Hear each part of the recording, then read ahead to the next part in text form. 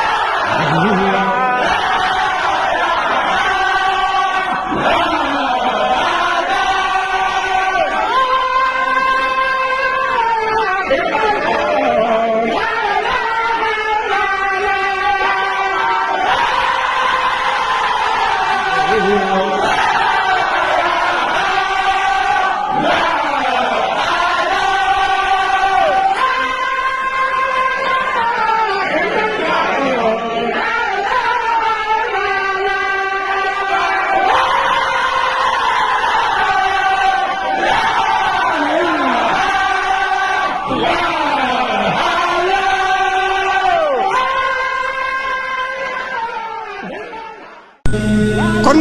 nan ko dégg bu gën a dégg bu baax nan góorgóorlu ak lu mu jafe-jafe nanu jéem a góorgóorlu. La ilaha illallah.